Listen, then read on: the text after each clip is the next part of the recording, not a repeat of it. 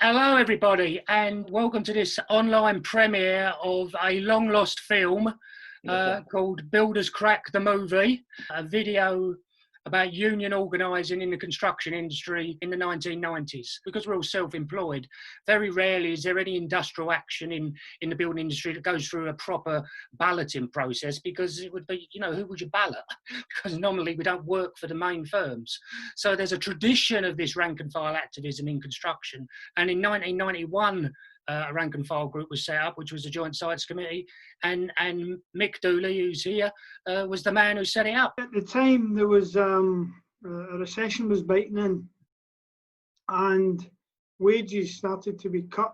And it was the first time I'd seen a wage cut in my experience, and I knew the writing was on the wall. None of the unions who I spoke to had a strategy for fighting back, and the people who were involved in unions, who I saw, were more involved in attacking the leadership of the union and fighting internally with their unions. The industry was affecting me personally and the people around about me, and the way to do something about it was to organise and get yourself together.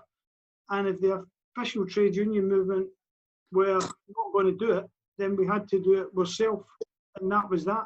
We go back to the 80s with the rank and file electricians. I came down to London in '99. I was working in the Jubilee line.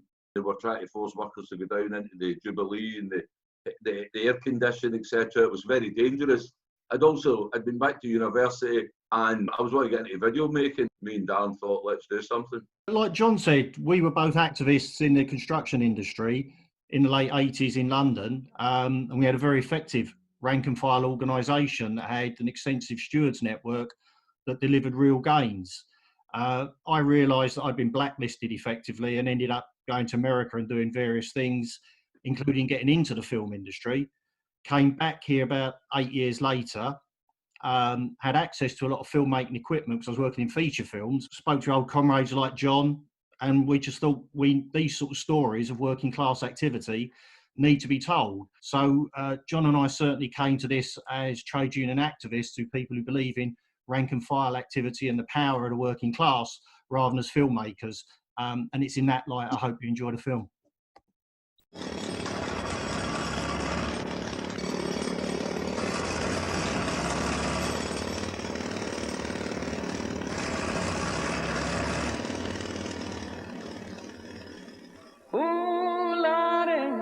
Trouble so hard, ooh Lord, trouble so hard. Don't nobody know my trouble but God. Don't nobody know my trouble but God. Ooh Lord, trouble so hard, ooh Lord, trouble so hard. Don't nobody know my trouble but God. Don't nobody know my trouble but God. Ooh, Lordy, trouble so hard. Ooh, Lordy, trouble so hard. Don't nobody know my trouble. I first started in the building game. I was on PAYE. I got holiday pay, sick pay. It was too cold, it rained, got paid, It was a good deal, you know what I mean? But people fought for that in the 50s and 60s to get that. I didn't know that. As the years went by, the industry changed to people being ostensibly self-employed. But that meant you hired and fired, but you didn't get any benefits, There's no holiday pay, no sick pay, no wet time, nothing. Every site I was on in Scotland was organised in the late 70s. I started February 78. When I came to London and I first went on a building site in 82, the difference was horrendous. Got out of the place, I couldn't believe it. You thought I'd been in a coal mine when I came to this place in South Kensington.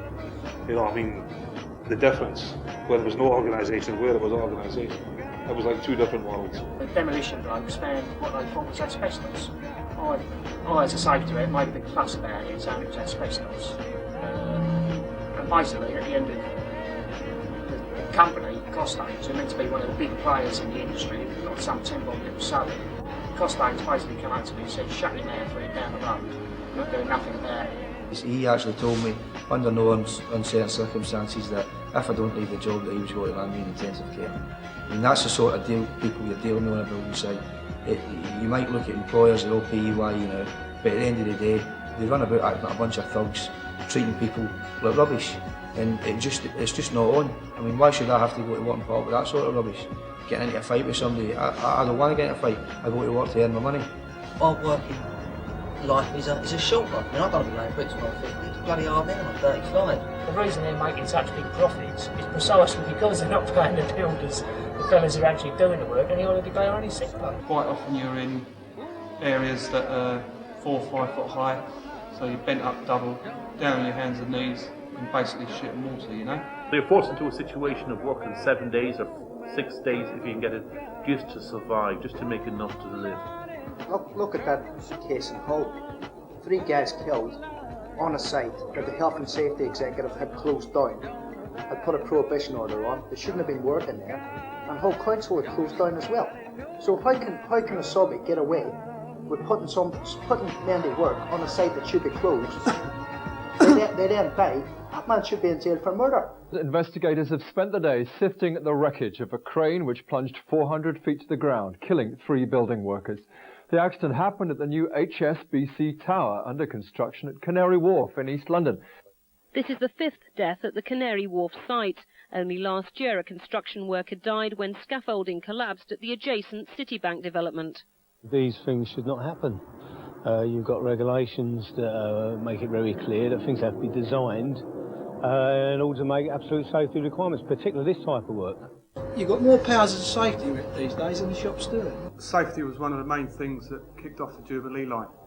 I started on there 4 years ago, and we were treated like cattle, you know. We were basically getting changed in an old a container, which had probably had barrels of oil in it previously, and that was our changing room, you know. So we started kicking up about that, just asking for simple things like lockers, proper drying facilities, and at first the firm refused to give us them, you know. So we eventually gave them 3 or 4 days, said it's got to be sorted out. It wasn't. We cabined up, which basically we refused to come out on the job until we got conditions, and within a couple of hours they'd sent down a nice new portal cabin. The best organised way to get on the building site is just basically go and speak to people, because you usually find, if you're talking about health and safety, if you're talking about decent pay, work conditions, people have got the same thing as you are. They're being ripped off, they're being shafted. It's hard to get organised. You've got the Cossington sitting in that corner, you've got the English boys sitting in that corner, you've got the Irish boys sitting there, and you've got the Asians sitting over here somewhere. And the boss is deliberately wiping them up against each other. He's putting in pay differentials. He's giving one of them a quid more an hour. And it's a deliberate policy, right? And what we can't afford to do is fall into that trap. We've got to tell them boys, right, that a victory for one is a victory for all. There's a lot of nitty-gritty work you got to do, you know. It's the going onto the sites, you know, speaking to hundreds of lads, you know, giving out the stuff, finding out what people's problems are. It's all those conversations, you know, all that nitty-gritty donkey work that builds up to successful actions. And without that, you're not going to build any kind of movement, you know. We produce a newspaper called The Builder's Crack. The TUC got in touch with me one time and said, it's a shame it's not the official paper because it'll win the award as the best paper. We go into jobs in the centre of London now with Builder's Crack, and people say, oh yeah, Touch, Builder's Crack, I've seen this 3 or 4 times before, it's really good, it's really funny. I can assure you, when management finds out that, i.e. the Builder's Crack has got something to do with, especially the big management contractors that are now, they aren't building contractors, they're management contractors, they fear it like fucking wildfire, they do.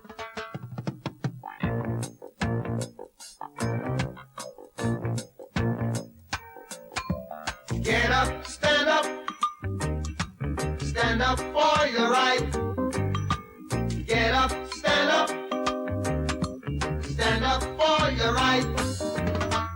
Get up, stand up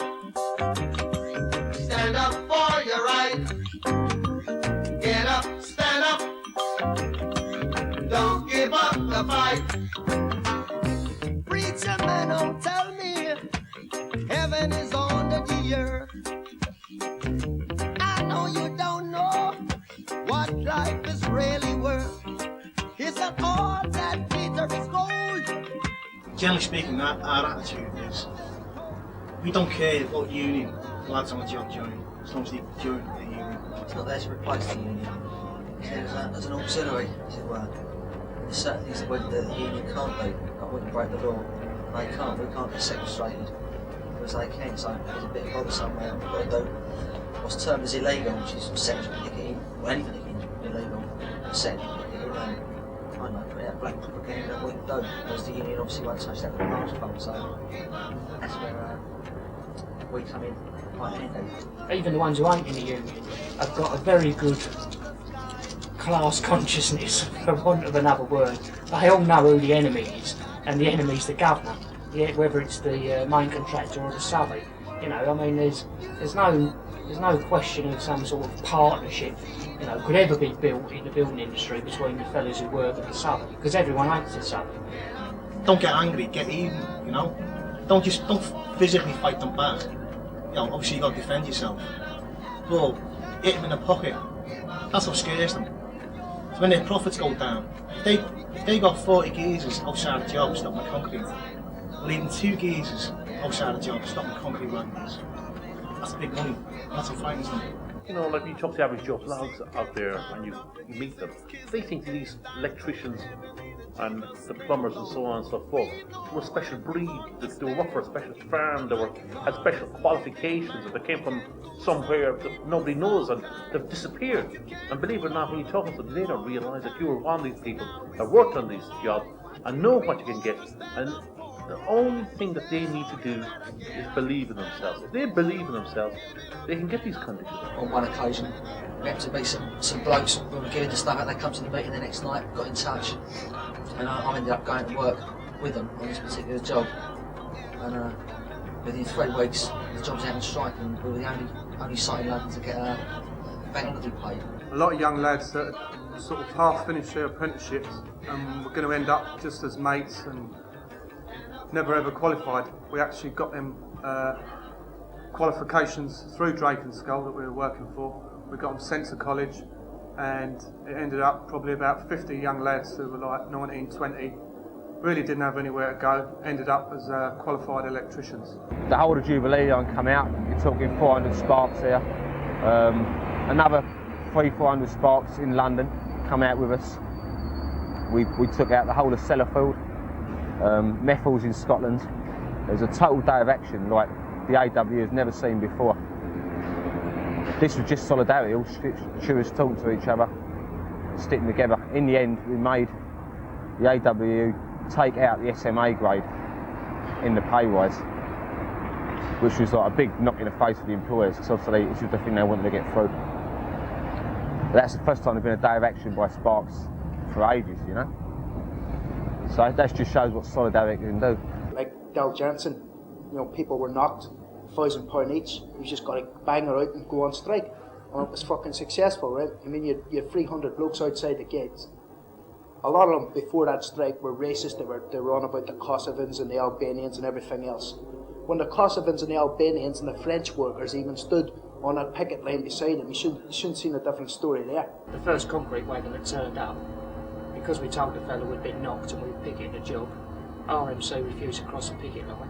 It was an 180 metre pour that day. That's 30 concrete wagons. The first one refused to cross the line, and that was it. The job was won. I think things have improved in the last sort of 5 to 10 years. I mean, 10 years ago, if you were in the union and you tried to do something, first of all you were ridiculed, and then you were sacked, and you didn't have a leg to stand on. I think the attitude has changed now. More and more geezers since we go back on the cards, especially. But now it's not like, you know, something that's treated quite so lightly. I mean, more people are keen to join the union, and we'll be prepared to have a go. The whole basic thing, I mean, it's about human dignity. I mean, sure, it's about a few extra bob in your pocket, and sure, it's about being safe at your workplace, but I mean, the thing is that actually, you feel good when you do it. Like I say, I mean, on that job, there'd been this old black guy, been sweeping these floors for years, no doubt, and he used to go out with his shoulders all hunched like that. The week after the thing, the guy's walking a bit like this, and you can see a physical difference in people, a physical difference in them, after they've stood up for themselves. Yeah, there's nothing, I would say personally for me, there's nothing better than going back onto a job after a victory in a strike and the foreman saying to you, right, what do you want to do today? Rather than the foreman saying to you, get up them steps now and start grafting, or you'll be out the door. That is the greatest feeling of all after a strike and a victory. And if you take some little points of what we said tonight about the joint sites, you can have that feeling too.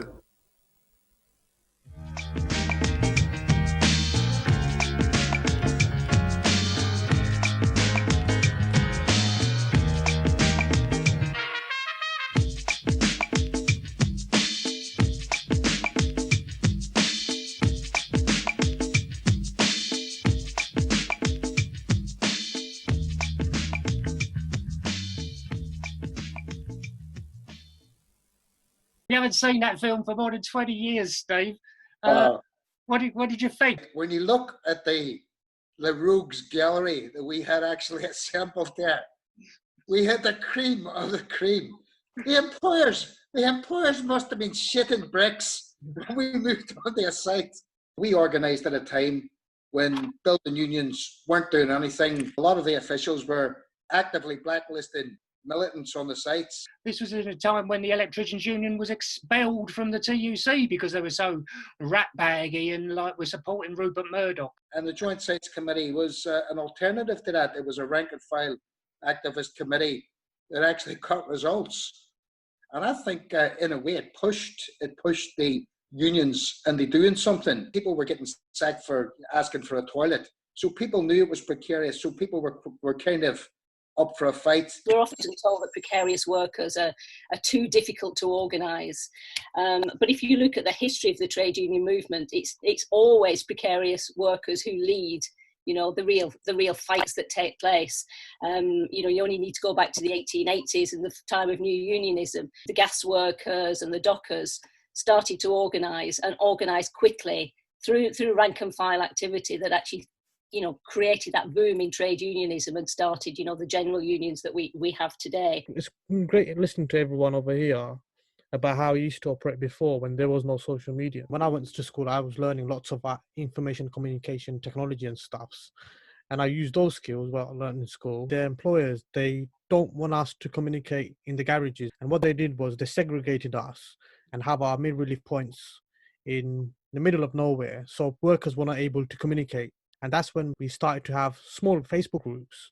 And those small groups started to become our basically canteens. And we have banter and stuff. And then we thought, well, why don't we organise our trade union through the Facebook groups? It was quite similar to like, you know, the Joint Sites Committee. So each bus garage, inevitably, they have their own social media groups. So what we did was we combined all of them together and we started to form, you know, one Facebook group in London buses, which now got 4,500. We've got 25,000 bus workers, 20,000 are bus drivers. So 20% are already in the Facebook group. Similarly, how construction sites about toilet facilities, we have the same issues in London buses. Instead now, what we're doing is we take pictures of toilets and we, you know, expose that site. We put it on Twitter and saying, you know, tag everybody in saying that location, that bus station, the toilets are not working. So we do it like that. When you got organised rank and file, he also pushes our union leaders to respond because they can also see, oh my God, what's happening in this Facebook group again? It's sparked off. The same way the Builders Crack used to put a little bit of pressure on the union leaders to say, act now. During the pandemic, we had 1,000 people join in. So you can imagine if there's a campaign in our union, a fight back, we're going to have a lot of people join more. There's massive industrial battles coming. There's going to be big, massive job cuts. What do we learn out of watching this film, and what can we get the movement to start discussing? I work for a union now, so I'm a trade union officer, but my view has not changed on this, and that is that in the unions, in the officer grade, there are a bunch of people who are totally rotten. They're in the boss's pocket. There's another bunch of people who tell you how much they love you and how much they support you and, oh, comrade this, comrade that. But when it comes to the crunch, they're nowhere to be seen. There's another group, and I don't want to disabuse people. There are some very, very good, sincere people who work for unions and try and do a good job as well. But I think, and always have done, that when it comes to it, your only strength is you and your workmates. The power is you and your workmates. The only people who are totally reliable are you and your workmates. And the people who should be calling the shots in any dispute and in any union are you and your workmates. Somebody called JT Murphy was involved in this sort of work 100 years ago, and he said, with the bosses never, with the trade union officers sometimes, with the rank and file always. And as hard as the situation is that's coming towards us, what always inspires me is when we stand together, we can win. They're not that bloody strong. They always create the illusion that they're that strong, but you soon see when we stand up, they crumble. With the rank and file in the construction particularly, it was always difficult because of the nature of short-term contracts. You're working away, there's not a small group. And we noticed that even to try and organise rank and file meetings in the 80s, we used to meet up, a whole load of us, about 40 of us, all coming at night from building works to do that. Because if something kicked off on the Wednesday, you had to wait till Wednesday night. There was no mobile phones. You had to wait till Wednesday night and phone a couple of your mates, who then would phone other mates before you got anywhere. It could be possibly Thursday, Friday, even next week before you could organise the site. I was working on the Jubilee line and mobile phones had come in. And on the Jubilee line, that was a godsend to organise. And also what they were using, I noticed all the guys I knew, who were all usually going for the shop steward, were taking the health and safety positions in all the different stations, because they could use the power of health and safety. That things have improved in the sense of dining areas, other areas. They have improved to that extent. And that does go back to all the rank and file work that we were pushing back then, when nobody was doing anything about it. Mick famously went up a tower crane and got a £250,000 High Court writ against him for occupying the tower crane. I hadn't had anything to eat for a few days, and I said, look, pass me the writ up, so long as you send me some sandwiches and whatever. So they sent me up a basket with the High Court writ and some sandwiches and tea. Unfortunately, I dropped the High Court writ after eating the sandwiches, and it floated right down into an empty skip. And the solicitor had to climb into the skip and retrieve it. But when you see this crisis coming in, like you mentioned in 1880, Jane, people are hungry and they'll say, no, we're not having it. And history tells you that all over the world, no matter what, people will come together and overturn adversity. They will do it because they have to do it. We see them all the time. You see them in nurseries. So people organise that. It never just happened. There is a group of nurses out there that says, we've had enough of this, what are we going to do about it? Let's get a demo going and let's see where we can take this. There's bus drivers out there that says, let's go and see what we can do, we'll set up a group. There is people out there that will do this. The fundamental things is about getting people together and getting people to talk to each other. Social media is fantastic for organising, but it's not just about liking a post, it's actually getting human beings to do stuff. But none of that happens spontaneously. If you look back at the whole of the trade union history, everything that we've done has been unlawful. For example, they made it unlawful for strikes in the First World War. We had the highest rate of strike action during the First World War period when the anti-trade union laws were in then. It shows that when workers are angry and workers understand that their associational power is so strong that they can take on the bosses, they will act. Jane talked about some famous cases in history where trade unions have broken anti-union laws. But we don't need to go that far back, because in 2013, in the construction industry, all of the major electrical contractors tried to introduce a new pay structure that would have meant a 35% pay cut for electricians across the entire board. And what happened was, once again, where it appears to be a sea of calm and no unrest at all, by sending people text messages, they organised a meeting in Conway Hall on a Saturday afternoon in August, and 500 people turned up. Not a union official in sight. And within that, within weeks of that starting, there was mass walkouts across the country, of which Steve and Mick were at on the picket lines, and Sean was making films of that, and also other young, basically young electricians were making films on their own iPhones, and sometimes they were filming it up in Scotland that they'd just occupied a building site, and we were watching it in London while they were doing it live. I went up to Scotland to speak to some workers during the Besna dispute, and they were cautious and concerned and anxious about breaking the law as they saw it, until they saw Sean's videos. And once they saw the videos about us marching onto building sites and occupying building sites and taking over, they simply did it themselves. Trish from the Durham Teaching Assistants, which was the other major rank and file struggle, I would say, of this century in this country so far, was just saying, actually putting this stuff on social media and seeing the response from everybody else gave them, as Durham Teaching Assistants, the confidence to carry on and thinking they could win this dispute. So there was a two-pronged thing going on, I think. It was getting all the sparks to try and outdo each other, and actually the reaction was getting more and more militant and pulling people in. Also the reaction, because we're getting thousands of people watching this, meant that they were getting the confidence from people going, this is great, good on you, all the support you want, we've got it.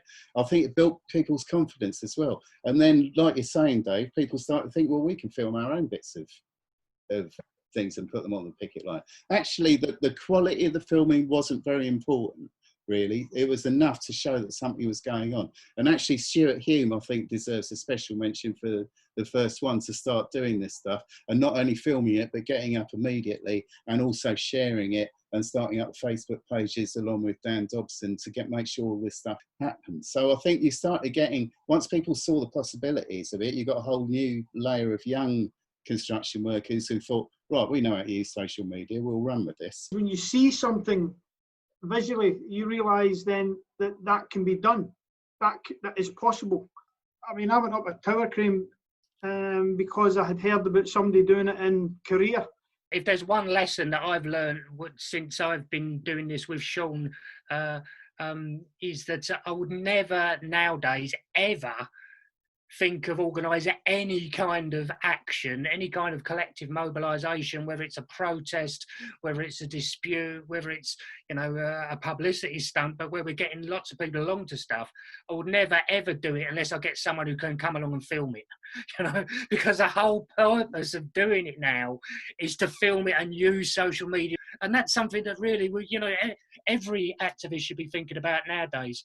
Unions should be teaching people how to make, you know, video campaigns, you know, with their iPhones. We're going to have a situation where we've got the most restrictive anti-trade union laws in Europe, and we're coming in for some massive attacks. And the reason the anti-trade union laws are there, they stop people fighting back. That's their whole purpose. A lot of the trade union bureaucracy out there will not countenance breaking the anti-trade union law because their funds will be sequestrated.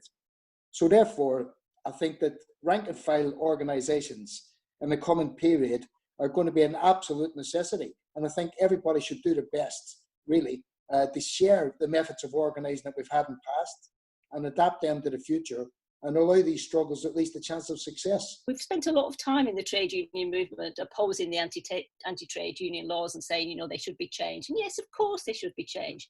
But I think it's a mistake for that to be the focus. I think the focus has to be on organising at the rank and file, at the bottom, but giving people the confidence to go out and fight. And I think one way we do that is by films like this, but also from putting together a whole history that we can learn from. I teach industrial relations, and none of my students, every year, I've been teaching this now for 20 years now, none of my students know what a trade union is. When they find out in my employment relations classes, industrial relations classes, they're absolutely fascinated by the fact that workers can take action and win. When the gas workers organised and they organised their union, on the first day they organised, they brought 700 people into the union. You know, we can do that again. We've seen delivery workers organising because they can organise outside of the anti-trade union laws because they're not classified as workers. So when they take action, they're not taking strike action. They're not in breach of the anti-trade union laws. There are all sorts of opportunities if we're innovative and we think carefully about the way that we organise. Now there's almost like constant work going on because there's a shortage of construction labour. So there's a time to organise for better rates, better conditions, etc., is now in the construction industry. Richard Hyman, who's a great industrial relations academic, once wrote and said that when all of the official means of, you know, fighting back are closed to people, then they have to take the unofficial means. Rank and file groups have this ability to circumnavigate, you know, if I want for a better word, you know, the anti-union laws. And it's not just construction. We could talk about, you know, Royal Mail take unofficial industrial action all the time, led by small groups of activists. Thank you all very much. Thank everyone in the room for joining us. Cheers, people. Ta-da!